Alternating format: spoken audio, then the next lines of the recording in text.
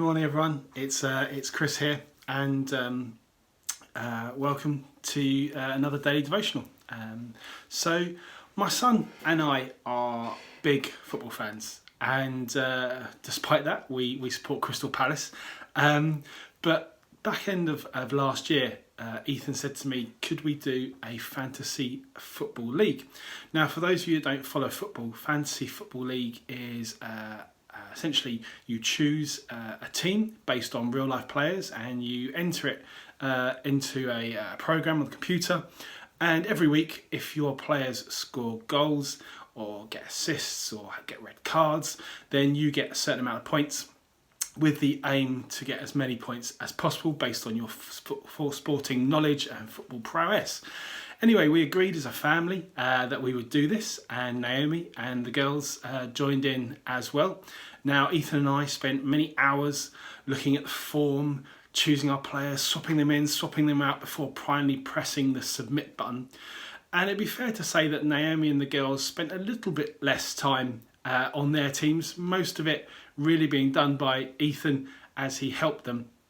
I would think it's probably fair to say that the girls didn't even know half of their players in their teams. But nevertheless, we created a family league and we had our teams ready for the season ahead.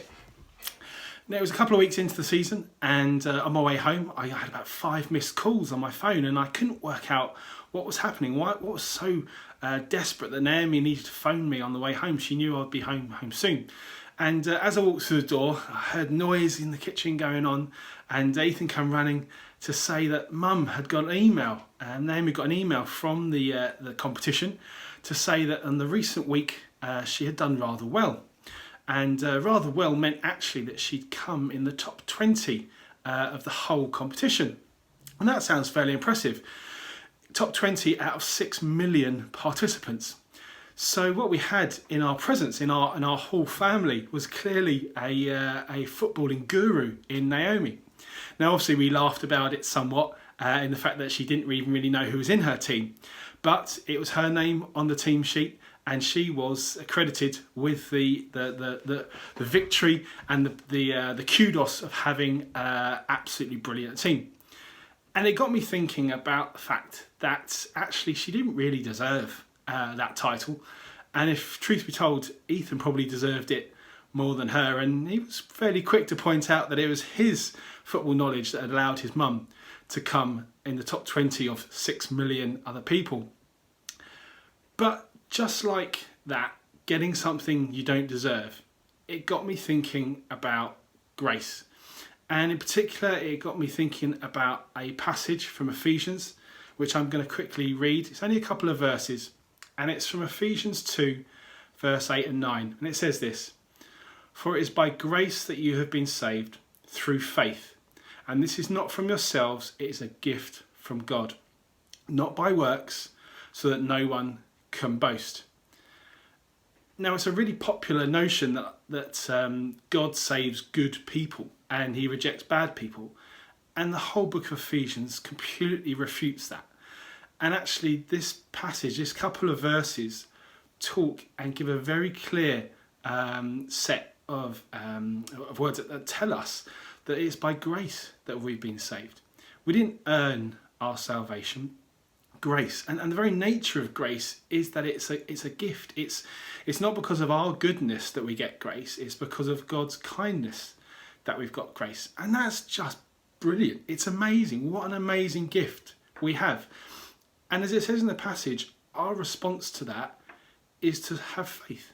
That's the only thing we have to do to get this free gift from God, is to trust in Jesus. And nothing else. There's no works. And it's really important that there aren't any works associated. This isn't about us doing enough so that when we finally achieve a standard of goodness, God gives us what we deserve. So we could then say, well, I got it because I achieved X, Y, Z, or I overcame all those things, and look what God gave me when I finally came over all those obstacles. No, it's a free gift. Grace by its very nature is because of God's goodness and kindness to us. And that's an amazing thing to dwell on, an amazing thing to think about and meditate on. And I'd really encourage you to take some time to dive into this book of Ephesians and around these verses and see what it has to say. And it's a real encouragement to remind ourselves that our salvation and our gift from God is because of his love for us, because of his grace for us. It's not by anything that we've done. Nothing we've done could have done this. God chose to save sinners like us and didn't give us what we do deserve. And our response is faith. And if you're watching this and you haven't yet responded in that way, then I pray that you would do. If you have and you're a Christian, then hallelujah, fantastic.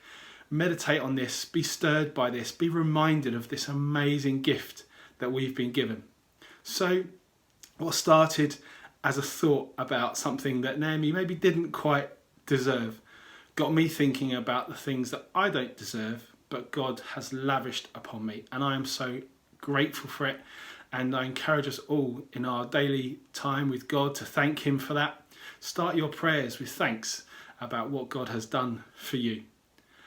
I hope this small passage has been a blessing to you and look forward to meeting with you again very soon. Take care. God bless.